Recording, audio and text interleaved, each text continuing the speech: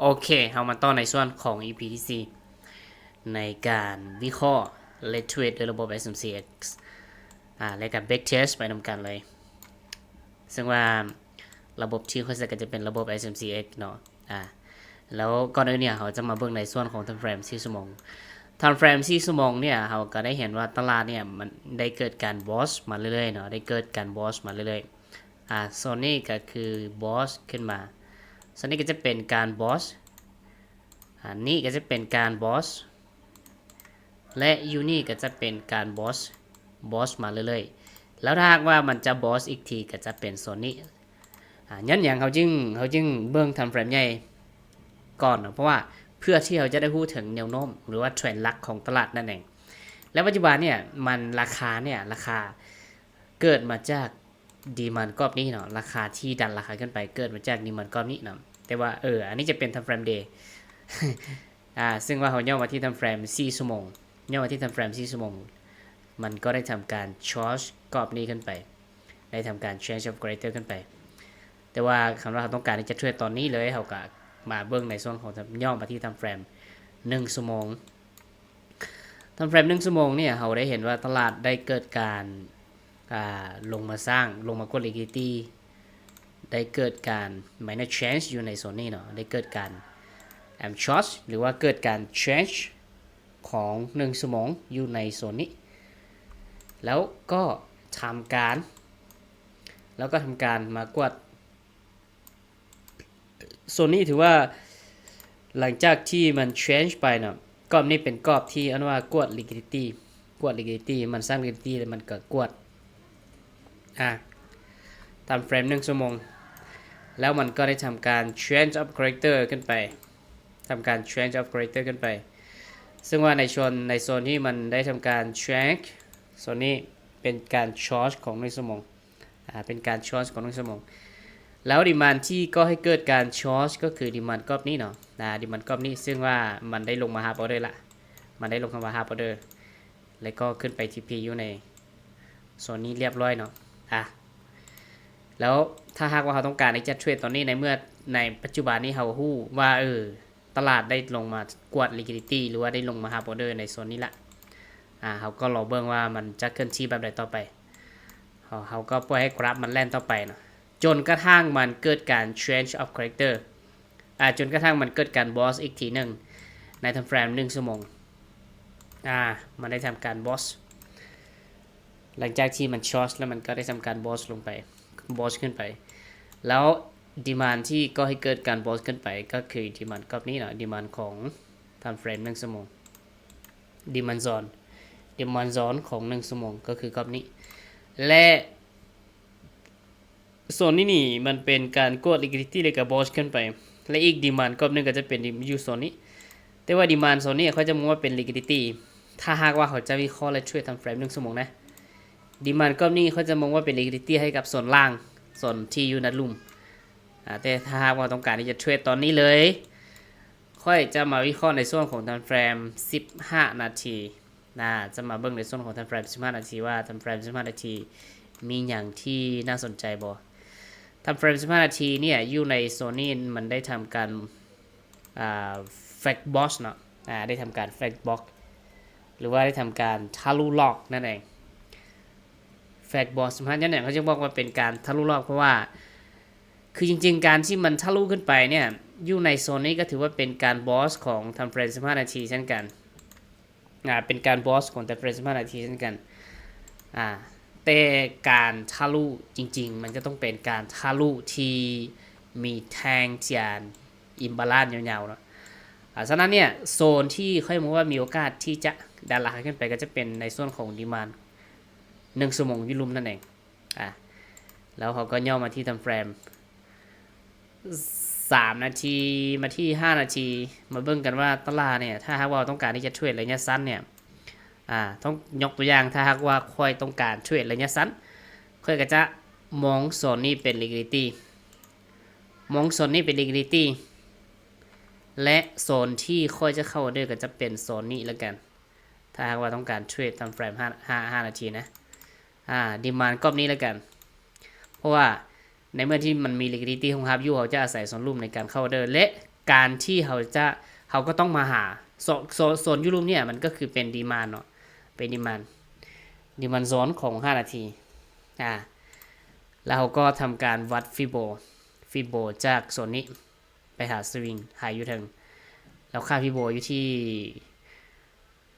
7ค่าฟิโบเนี่ยมันก็อยู่ระหว่าง 88.6 นั่นเองเนาะ88.6 แล้วเขาก็ปล่อยให้กราฟมันแล่นต่อไปว่ามันจะลงมาหาโซนนั้นบ่เขาจะบ่วาง pending order เด็ดขาดเนาะ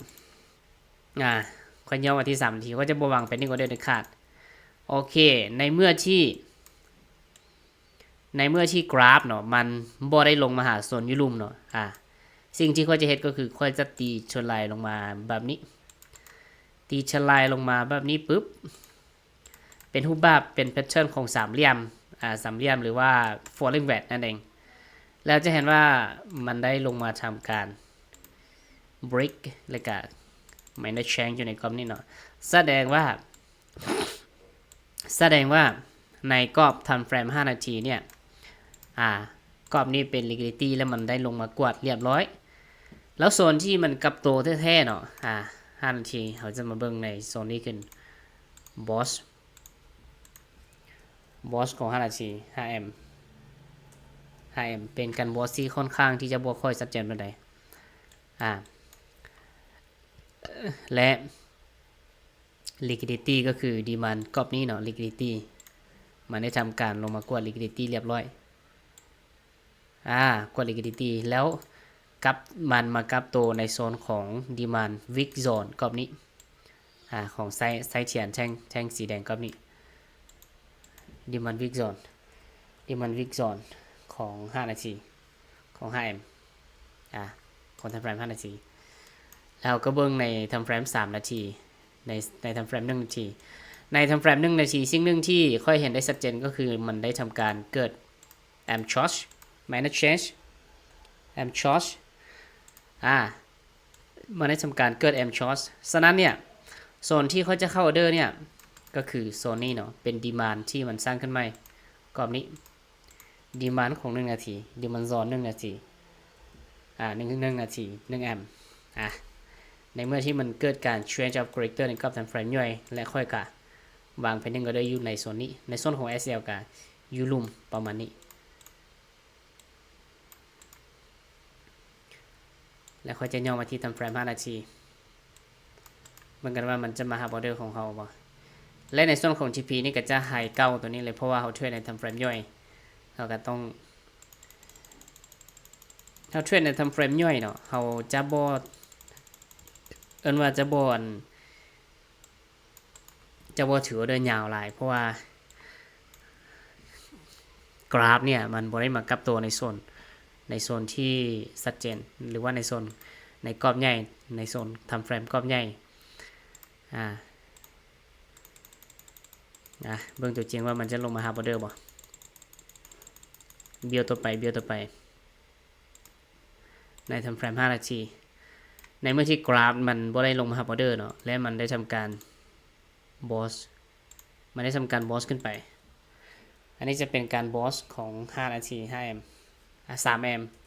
เป็นการบอสของ 3M แล้วในเมื่อที่มันมีการบอสขึ้นไปนะครับก็มาหาดีมานด์ที่ก็ให้เกิดการบอส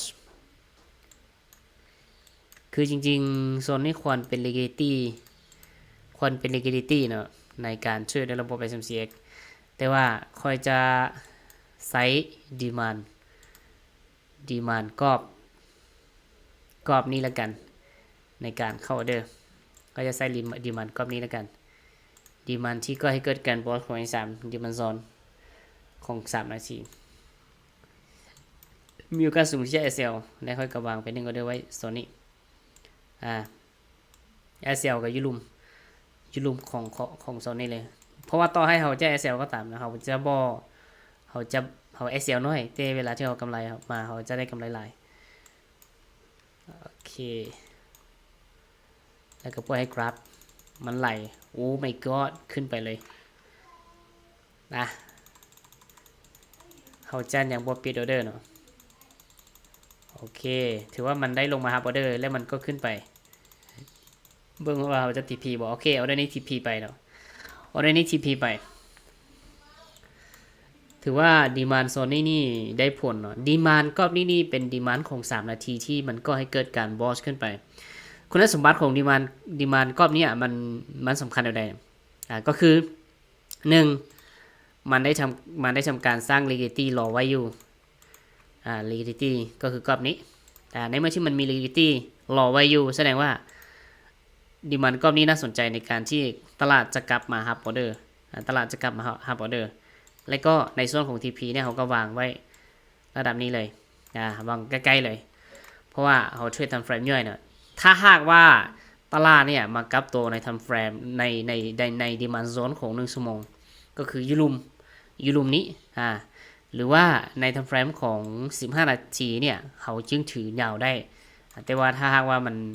อยู่ในกรอบทำเฟรมสั้นๆเนี่ยการถือยาวนี่มันค่อนข้างที่จะเสี่ยงหลายเพราะมีโอกาสสูงที่มันไปกว่า liquidity ขายเลยก็จะกลับลงมาก็เป็นไปได้แล้วเขาก็ป่วยให้กราฟมันเล่นต่อไปว่ามันจะเคลื่อนที่แบบใดถ้าหากว่ามันบอสอีกทีหนึ่งเขาจึงสาเซตอัพแต่ถ้ามันบอสอันนี้ก็คือมันบอสอีกทีหนึ่งละมันบอสอีกทีหนึ่งส่วนนี้จะเป็นโซนที่มันบอสนั่นเองบอสของทำเฟรม5นาทีมันได้ทำการบอสหรือว่า breakout structure ของทำเฟรม5นาทีแล้วปัจจุบันเนี่ยโซนที่เราเห็นก็คือมันจะมี2โซนโซนหนึ่งก็จะเป็นโซนนี้เขาจะมองว่าเป็น liquidity แล้วกันแล้วโซนที่ค่อยจะเข้าออเดอร์ก็คือโซนที่ยุ่มดีมันโซนของทำเฟรม5นาทีเพราะว่าถ้าหากว่ามันมีดีมานที่ยู่นำกันเนี่ยหรือว่ามันมีดีมานที่อยู่ใกล้กันเนี่ยดีมานที่ยุ่มเนี่ยเป็นดีมานที่เขาจะเป็นจุดเข้าออเดอร์เขาจะบอกอาศัยโซนที่อยู่ถึงโอเคแล้วเขาก็ปล่อยให้กราฟมันเล่นต่อไปและ pending order ของเขาเนี่ยเขาก็วางไว้โซนลุ่มแบบนี้ในส่วนของ TP เขาก็วางไว้ไฮเก้าเลยSL ได้เขาก็วางไว้ยุ่ลุ่มเนาะประมาณนี้โอ้ my god SL เลยแต่สำหรับออเดอร์นี้ถือว่า SL เลยก็แสดงว่าทั้งกรอบเนี่ยทั้งส่วนเนี่ยเป็น liquidity ให้กับดีมานกรอบนี้มันบกแข็งแรงพอที่จะรองรับได้มันบกแข็งแรงพอที่จะรองรับได้เราจะเบิ่งว่ามันจะเคลื่อนที่ไปในใดต่อแสดงว่ามันลงมากว่า liquidity ทั้งออเดอร์นี้นะออเดอร์นี้มันลงมากว่า liquidity เลยมันก็กลับขึ้นไปแสดงว่ามันยังอาศัยโซนนี้มากับตัวโซนนี้คือเก่าถ้าหากว่าเราตั้ง SL ที่ตั้ง SL แล้วระหว่าง1ต่อ1นี่ก็น่าจะยังได้อยู่เนาะแต่ว่าตั้ง SL ค่อนข้างที่จะสั้นหลายก็เบิ่งกราฟแล่นต่อไปโอเคถือว่าถ้าหากว่าตั้ง SL ระดับ1ต่อ2หรือว่า1ต่อ1นี่ก็ถือว่าโอเคอยู่แต่ว่า SL ของเขามันสั้นเกินไปมันลงมา SL ก่อนโอเคแล้วเขาก็ปล่อยให้กราฟมันเล่นต่อไปแล้วทีนี้เนี่ยกราฟได้ทำการบอสอีกทีหนึ่งส่วนนี้จะเป็นการบอสหรือว่า breakout structure ของทำเฟรม5นาทีแล้วทีนี้เขาก็มาหาค่อยจะลิบตัวนี้ออกก่อนเขาก็มาหา setup ว่าในเมื่อที่มันบอสขึ้นไปดีมานด์กรอบใดเป็นดีมานด์ที่สำคัญที่ก่อให้เกิดการบอสขึ้นไปดีมานด์ที่ก่อให้เกิดการบอสขึ้นไปเนี่ยคือมันบ่ค่อยมีโซนใดที่เป็นตาเข้าเทรดเลยบ่ค่อยมีโซนใดที่เป็นตาเข้าเทรดเลยค่อยจะอาศัยโซนนี้แล้วกันที่เป็นดีมานโซนของ5นาทีในส่วนกรอบนี้เขาจะมองว่าเป็น liquidity เนาะไซส์เทียนกรอบนี้เขาจะมองว่าเป็น liquidity ให้กับส่วนล่างหรือว่าส่วนด้านลุ่มแล้วก็ปล่อยให้กราฟมันเล่นต่อไปว่ามันจะลงมาหาโซนนั้นมันจะลงค่อยจะบ่ pending order เด็ดขาดเนาะค่อยจะรอให้มันลงมาแล้วมันเกิดรูปแบบของpattern สามเหลี่ยมก็จึงควรที่จะเข้าปัจจุบันเนี่ยมันลงมาเคลียร์ liquidity เบิ่งกันว่ามันจะกลับตัวในโซน liquidity บ่หรือว่ามันจะ ลงมาหาโซนของเขาอยู่ลุม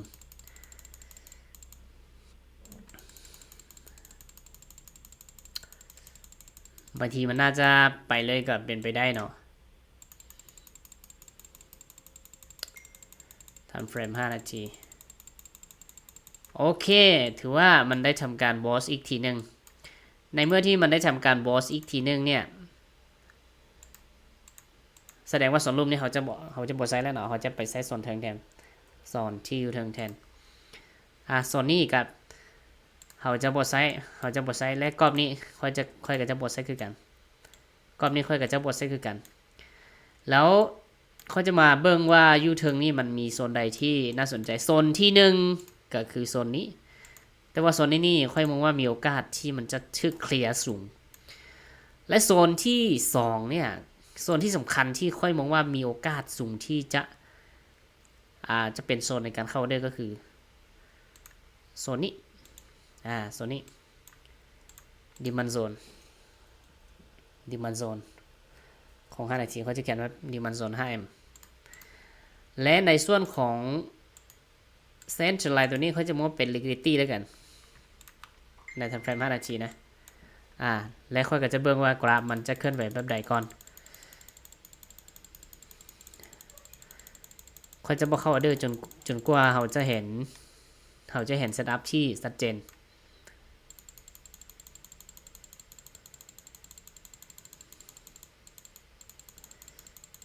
เราจะรอเบิ่งไปก่อนว่ากราฟมันจะเคลื่อนที่แบบใดและในส่วนของโซนนี้เขาจะมองว่าเป็น liquidity ที่พร้อมที่จะรอเคลียร์นั่นเอง liquidity ที่รอเคลียร์ในเมื่อที่เราได้ liquidity ทางเทิงและกับทางรูมแล้วเราก็ปล่อยให้กราฟมันเล่นต่อไปว่ากราฟมันจะเล่นด้วยวิธีใดถ้าหากว่าเป็นแบบนี้ก็แสดงว่ามันบอสอีกทีนึงและในเมื่อที่มันบอสเขาก็มาอาศัยโซนเทิงในการเข้าออเดอร์เขาก็จะมาอาศัยในเมื่อที่มันบอสขึ้นไปเขาจะมาอาศัยโซนนี้ในการเข้าออเดอร์ดีมันโซน 5M เนาะโอเคหลังจากที่มันทงคำนี้ขึ้นไปยังต่อเนื่องเลยอันเนี้ยถือว่าเป็นการบอสอีกทีหนึ่งบอสของทัฟแรม5 นาทีส่วนกรอบนี้เนี่ยค่อยมองว่าเป็นถือว่าเป็นการกด liquidity แล้วกันเพราะว่ามัน liquidity sweep แล้วกันเพราะมันบ่ค่อยที่จะสวยงามปานใดแล้วโซนนี้ยังมองว่าเป็น liquidity ที่ให้กับโซนที่อยู่ด้านลุ่มเบิ่งว่ามันจะลงมาหาโซนดีมานด์ของเราบ่ขึ้นไปยังตัวนึงมีโอกาสถ้าหากว่าในเมื่อที่มันขึ้นไปยังตัวนึงแบบนี้ถ้ามันได้เทลงมาบ้านใดนี่ลงมาแหงเด้อกราฟพฤติกรรมของกราฟแล้วก็ขึ้นไปยังตัวนึงเป็นการกวด liquidity ขึ้นไปยังตัวนึงที่เรียกว่า overbought แล้วกันเป็นการ overbought ที่หุ้นแหงเรียนไปต่อ overbought หรือว่าแหงซื้อมหาศาลนั่นเองโอเคแล้วอยู่ในโซนนี้ถือว่าเป็นการบอสละกันเนาะเป็นการบอสขึ้นไปอยู่กรอบนี้ก็เป็นการบอสกรอบนี้ก็เป็นการบอสในเมื่อที่มันบอสขึ้นไปแบบนี้เนี่ยเราจะมาอาศัยเขาจะมาใส่โซนนี้ในการรอเข้าเด้อเขาจะมาใส่โซนนี้เพราะว่ามันจะมีเทราย liquidity ที่รอคงครับไว้อยู่กรอบนี้3กรอบนี้ค่อยมองว่าเป็น liquidity แล้วกันเป็น liquidity แล้วกันให้กับ demand zone ลุ่มให้กับ demand zone ที่อยู่ด้านลุ่ม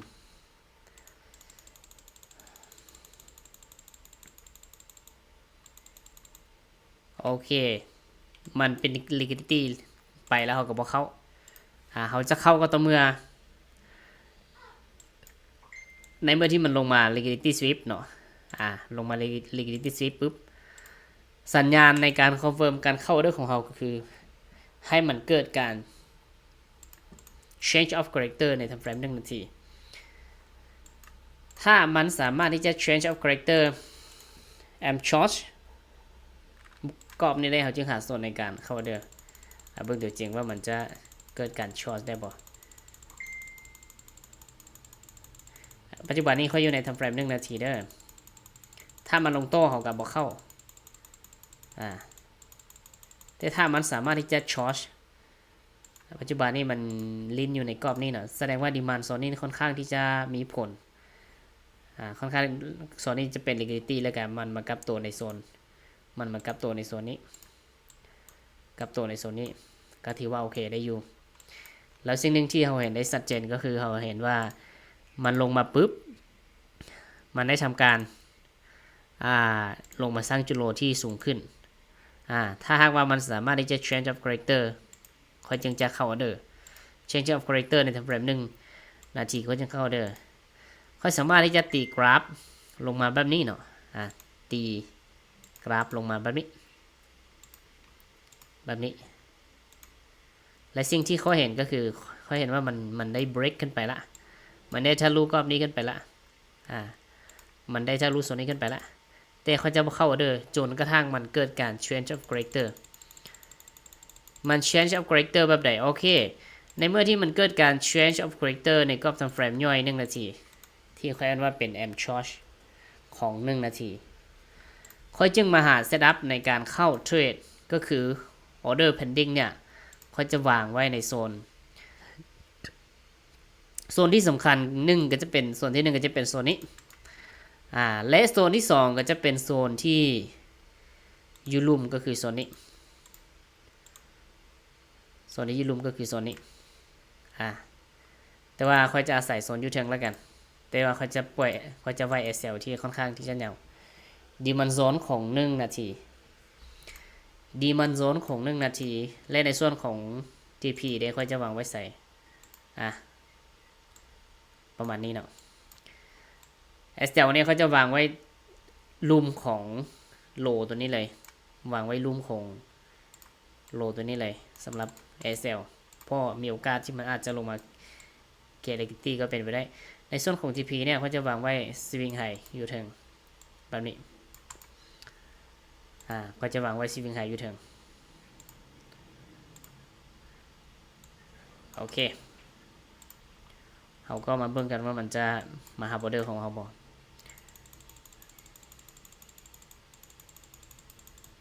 โอเคเนาะมาหาออเดอร์ของเราเนาะเบิ่งกันว่าจะ SL หรือว่าจะ TP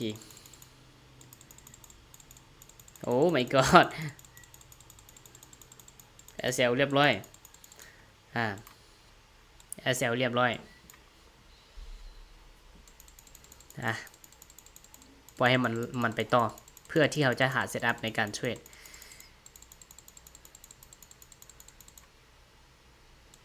เพื่อที่เราออเดอร์นี้เขาจะลืมไปก่อนปล่อยให้มันไปต่อเพื่อที่ค่อยจะหาเซตอัพในการเทรดค่อยจะรอการเกิด am charge ใน time frame 3 นาทีสิ่งหนึ่งที่ค่อยเห็นได้ชัดเจนก็คือการเกิด minor change ใน time frame 1 นาทีมันบ่ค่อยที่จะชัดเจนปานใดเนาะฉะนั้นเนี่ยจริงๆเขาก็ควรที่จะรอให้มันเกิด minor change ใน time frame 3 นาทีตอนนี้มันได้ลงมาทำการ clear liquidity เนาะตอนนี้ก็คือมันได้ลงมา clear liquidity ที่เรียกว่าเป็น liquidity sweep แล้วใน time frame 3 นาทีเนี่ยสิ่งที่มันเฮ็ดก็คือมันได้ทำการchange of character am charge ใน time frame 3 นาทีใน time frame 3 นาทีแล้ว demand ที่มันควรที่จะลงมาฮับก็คือจะเป็น demand โซนนี้และในส่วนของ demand ในส่วนของกรอบนี้ค่อยมองว่าถ้าหากว่าจะให้ตามระบบเทมันควรที่เป็น liquidity และโซนที่มันควรลงมาฮับด้วยก็จะเป็น demand zone กรอบนี้และอีกอย่างกรอบนี้มันตรงกับ pattern ของ QM แล้วกัน QM Kushimoto QM 3 นาทีประมาณนี้เนาะเบิ่งกันว่ามันจะบินไปเลยบ่หรือว่ามันจะลงมาหาออเดอร์เขาจะวางออเดอร์ไว้ส่วนนี้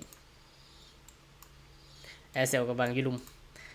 การที่เราใช้ระบบการเทรดที่อันว่า RR สูงแบบนี้นี่เราก็ต้องแบกรับความเสี่ยงตามมานะเพราะว่า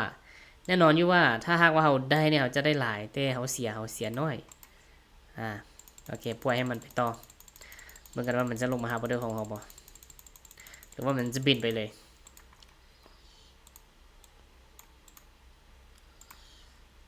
บินไปเลยเขาก็ปล่อยให้มันเคลื่อนที่ต่อไปนะเขาจะบ่ซีเรียสจนกระทั่งมันสามารถที่จะบอสไปต่อได้ถ้าหากว่ามันยังบ่ทันได้บอสเขาก็อย่างยึดมั่นออเดอร์นี้อยู่เนาะถ้าหากว่ามันได้ทะลุกรอบนี้แล้วเขาจึงเปลี่ยนเซตอัพแต่ถ้าหากว่ามันยังบ่ทันทะลุเขาก็ยังยึดลักสำหรับออเดอร์นี้ปัจจุบันนี้มันได้ทำการกวด liquidity sweep และมันยังบ่ทันได้บอสชัดเจนเชื่อโอเคแบบนี้ถือว่าเป็นการบอสชัดเจน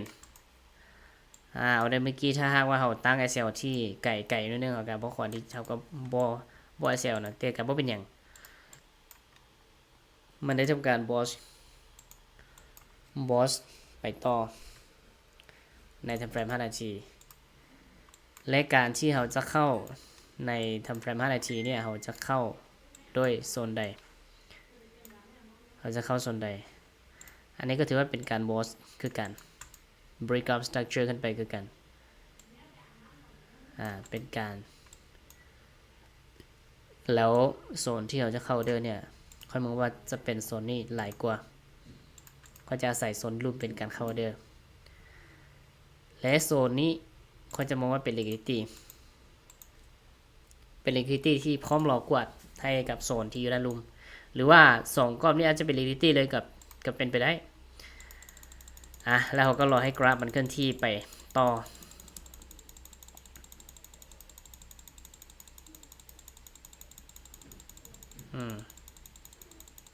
ไซด์เวย์ยาวเลย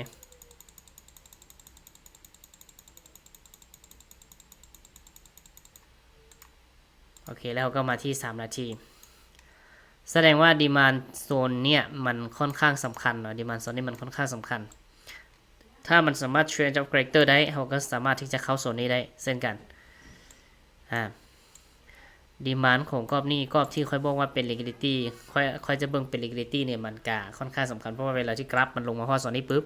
มันดูเหมือนว่าจะบ่ยอมขึ้นเนาะแต่ว่าเขาก็มันอาจจะเป็นเพียงสัญญาณลอกก็เป็นไปได้นะเขาจะต้องเบิ่งว่ามันมีการ change of character หรือว่าเกิดการ change ของ3 นาทีบ่ถ้า change ได้เขาจึงเข้าเนาะchange ได้ short ในเมื่อที่ change ปุ๊บเขาจะมาหาโซนใหม่และโซนที่เขาจะเข้าด้วยก็คือโซนนี้เลยโซนนี้เลย TP เด้ TP กับไฮเก้านี่แหละTP ไฮเก้าสั้นๆเอาในส่วนของ SL นี่เขาจะวางไว้ต่ำนิดนึงเนาะเพราะว่าโซนนี้นี่มันเป็นแนวรับกรอบหนึ่งที่มีโอกาสทึกเคลียร์ไลน์มีโอกาสทึกเคลียร์ไลน์ฉะนั้นเนี่ยเขาจะวาง SL ไว้ให้ไกลนิดนึงและในส่วนของ TP เนี่ย TP ที่1ก็จะวางไว้อยู่ในโซนไฮเก้าและ TP ที่2เนี่ยเขาจะวางไว้ใส่เนาะก็คือเขาจะวัดจากไฮฮาโลเพื่อที่จะหาว่าค่าฟิโบ 161.8 อยู่ใส่อยู่นี่เนาะเขาจะวาง TP ที่2อยู่กับนี้เบิ่งกันว่าเขาจะได้ออเดอร์บ่บินไปเลยบ่ลงมาหาออเดอร์สวยลงมาบ่ได้ทำการบอสอีกทีหนึ่ง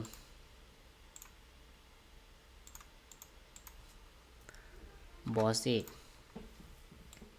ออเดอร์ของเขาเนี่ยเขายังบ่ทันปิดนะเขาจะรอให้กราฟเนี่ยมันไปก่อน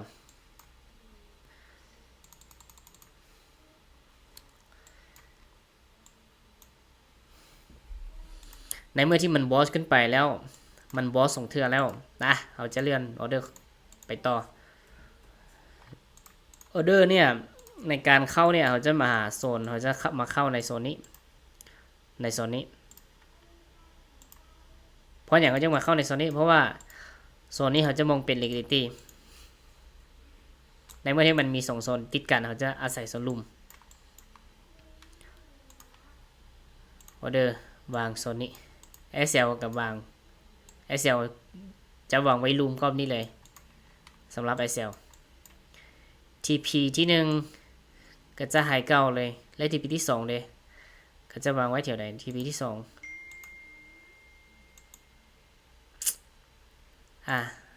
ถือว่าอาศัย TP กรอบนี้แล้วกันสั้นๆเอาแล้วก็ปล่อยให้กราฟมันแล่นต่อไปมันจะลงมากับตัวในโซนใด SL เลยเนาะกรอบนี้เนาะในเมื่อที่มัน SL เนาะเขาจะมาอาศัยโซนลุ่มคือเก่าอาศัยโซนลุ่มคือเก่าก็คือโซนนี้ SL เขาจะวางไว้ไกลนิดนึงเพราะว่ามันจะมีดีมานด์โซนอยู่ลุ่มที่ห้องฮับนะฉะนั้นเขาจะวางไว้ไกลด้วยนึง TP หายเก่า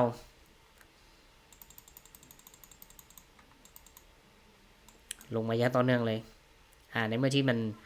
ลงมาอย่างต่อเนื่องแบบนี้เขาจะเปลี่ยนเซตอัพการเข้าจากในเมื่อที่มันเกิดการ change โซนนี้เป็นการ change am charge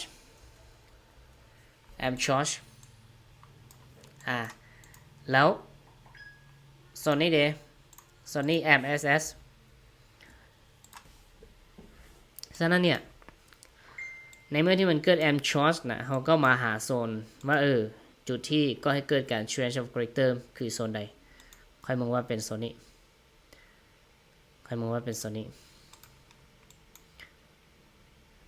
แล้ว TP ของเขาเขาก็ย่อมาหาทำเฟรมใหญ่เนาะเขาย่อมาทำเฟรมใหญ่เพื่อที่เขาจะได้เห็นโซนชัดเจนถ้าหากว่าเขาย่อมาหาทำเฟรมใหญ่สิ่งที่เขาเห็นได้ชัดเจนเขาอาจจะบริเบิงในโซนเขาจะบริเบิงการขายแต่เขาอาจจะเบิงการซื้อแทนปกติถ้าหากว่าเทรดจริงๆเนี่ยเขาควรที่จะเบิงในส่วนของทำเฟรมใหญ่เป็นหลักถ้าหากว่ามาเบิงในทำเฟรมใหญ่นี่ก็ถือว่าเป็นการบอสของทำเฟรมใหญ่เป็นการช็อตและกันช็อตของทำเฟรม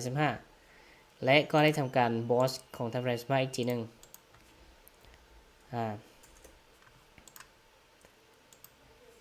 บอสของทำเฟรม15อีกทีนึงและโซนนี้เป็น liquidity โซนนี้เป็น liquidity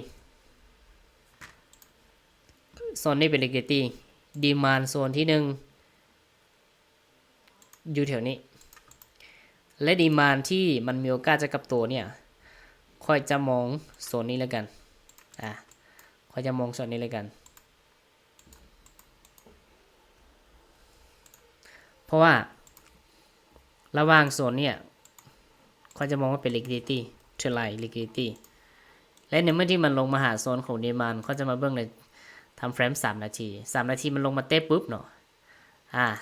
มันมีโอกาสที่จะลงมาเตะอีกรอบหนึ่งโอเค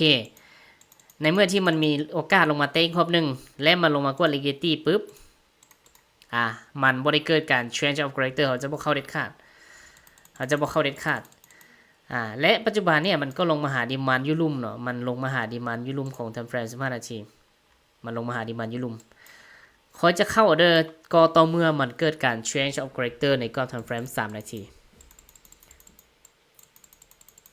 โอเคเบิ่งกันว่า3 นาทีมันจะมีการ change of character บ่ปัจจุบันเนี่ยมันลงมา liquidity sweep มันลงมาหาดีมานด์โซนของ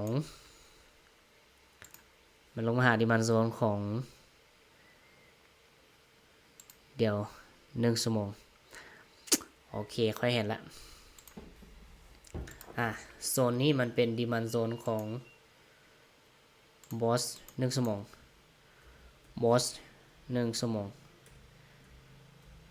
แล้วกรอบนี้มันเป็น liquidity ของ1 ชั่วโมง มันเป็น liquidity ของ1ชั่วโมงและ demand ที่ก็ให้เกิดการดันราคาขึ้นไปอยู่ใส่demand week zone กรอบนี้ปัจจุบันเนี่ยมันลงมาหา demand week zone ของ time frame 1ชั่วโมงมันลงมาหา demand week zoneของ1ชั่วโมงแล้วมันลงมาเตะปุ๊บเนาะเราจะเบิ่งว่าใน time frame 3 นาทีว่ามันเกิดการ change of character ได้บ่มันมีโอกาสที่จะลงมากวดอีกทีนึงถ้ามันสามารถเกิดการ change of character ได้เราจะหาโซนในการเข้าออเดอร์ใน time frame 3 นาทีโอเคถือว่ามันเกิดการ change of character ใน time frame 3 นาทีเป็นที่เรียบร้อย am charge ในเมื่อที่มัน charge แล้วเขาจึงมาหาโซนเนาะโซนหนึ่งก็จะเปลี่ยนโซนนี้ส่วนในกรอบนี้จะเป็น liquidity มีโอกาสเป็น liquidity แต่ว่าโซนอันนี้จะเป็นโซนที่1และโซนที่2เนี่ยโซนที่2เนี่ยเขาจะมองว่าเป็นโซนนี้แล้วกันเขาจะมองเป็นโซนนี้แล้วกันฉะนั้นค่อยจะวาง pending order จริงๆถ้าหากว่าต่ำต้องให้ตามระบบจริงๆเนี่ยต้องเป็นกรอบยูรุมเนาะต้องเป็นกรอบที่ยูรุมแต่ค่อยจะอาศัยกรอบนี้ในการเข้าเดินและ SL เขาจะวางไว้ยูรุมเลยเพราะว่า TP นี่ค่อยต้องการให้มันไปยาวเนาะในการช่วยทำเฟรม1ชั่วโมง TP เนี่ยเขาก็ต้องการให้มันไปยาวอยู่แล้วRR ของเขามันจะหลายกว่าในการช่วยทำเฟรมย่อยส่วนเขาอยากรู้ว่ามันสิไปฮอดใส่นะเขาก็วัดจากฟิโบจากเทิงลุงลุ่มTP ที่2ค่อยจะวางไว้ในโซนค่าฟิโบ 111.8 ประมาณนี้ถือว่า R หลายเติมเนาะเบิ่งกันว่ามันจะลงมาหาออเดอร์บ่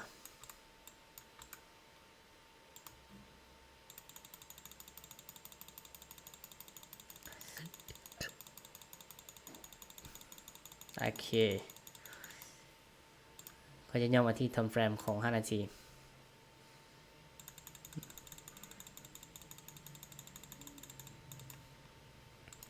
มันไปต่อบอสไปต่อในเมื่อที่มันบอสไปต่อเขาพูดว่ามันบอสไปต่อแล้วเขาก็มาใส่ดีมานด์กรอบใหม่ดีมานด์กรอบใหม่เนี่ยจะเป็นดีมานด์กรอบนี้เนาะดีมานด์กรอบนี้ดีมานด์กรอบนี้แล้ว SL เนี่ย SL เขาก็เลื่อนขึ้นมาแบบนี้เนาะ SL ก็เลื่อนขึ้นมาแบบนี้เพราะว่ามันบอสลงมาหาโซนยูรุมมันลงมาหาโซนดีมานด์กรอบนี้มันก็ขึ้นไปโอเคเขาก็ปล่อยให้มันไปต่อเขาจะย่อมาที่ทำเฟรมของ15 นาทีเนาะเบิ่งกันว่ามันจะลงมาหาออเดอร์ได้บ่โอเคปัจจุบันนี้มันลงมาหาออเดอร์แล้วก็ปล่อยให้มันแล่นต่อไป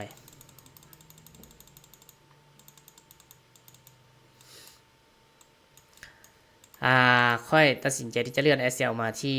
กรอบนี้คือเก่าเนาะเพราะว่า2โซนที่ลุ่มเนี่ยมันมีโอกาสสูงที่จะกลับมาหาออเดอร์คือเก่าจะกลับมาหาออเดอร์อยู่ใน2โซนนี้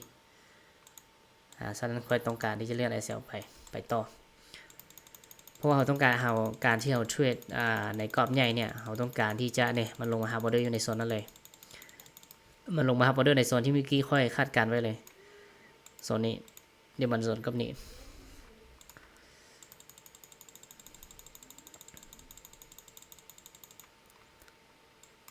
แล้วเขาก็ปล่อยให้มันแล่นต่อไป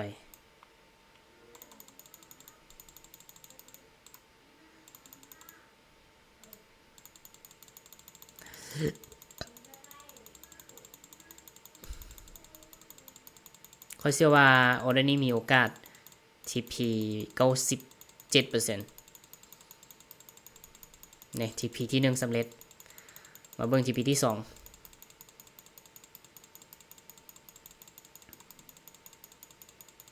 เบิ่งกันว่าจะสำเร็จบ่เสื่อ 99% ว่าสำเร็จแน่นอนโอเค TP ที่2สำเร็จเนาะการเทรดกับประมาณนี้ระบบที่ค่อยใช้เนี่ยเป็นระบบที่เขาเทรดในสิ่งที่เห็นเขาจะบ่ได้วาง pending order เด็ดขาดเขาเทรดสิ่งที่เห็นเขาจะบ่เทรดในสิ่งที่คิดสรุปแล้วสำหรับออเดอร์นี้ มันลงมาฮับออเดอร์ในโซนที่ค่อยบอกเนาะมันลงมาฮับออเดอร์ในโซนนี้สรุปแล้วออเดอร์มันลงมาฮับออเดอร์ในโซนนี้กาประมาณนี้แหละถ้าหากว่าเรายึดมั่นในระบบเนี่ยค่อยปกติค่อยเทรดกันบ่ได้หมายว่าบ่เสียก็เสียคือกันแต่ว่าเวลาที่ค่อยเสียเนี่ยค่อยเสียน้อยเพราะว่าไอเซลมันสั้นในเวลาที่ค่อยได้กำไรเนี่ยค่อยจะได้กำไรหลายฉะนั้นเนี่ยถ้าหากว่าค่อยเสียประมาณ4-5 ครั้งค่อยชนะครั้งเดียวค่อยก็ได้ทุนกลับมาแล้วก็ได้กำไรกลับมาอีกอันนี้คือระบบที่ค่อยใช้ที่อันว่าเป็นระบบ SMCX ถ้าหากว่าไผที่ยังบ่ทันเข้าใจก็สามารถที่จะไปเบิ่งคลิป EP 1ขึ้นมาค่อยเชื่อว่าจะเฮ็ดให้เข้าใจหลายขึ้นคลิปนี้ก็จะจบเพียงเท่านี้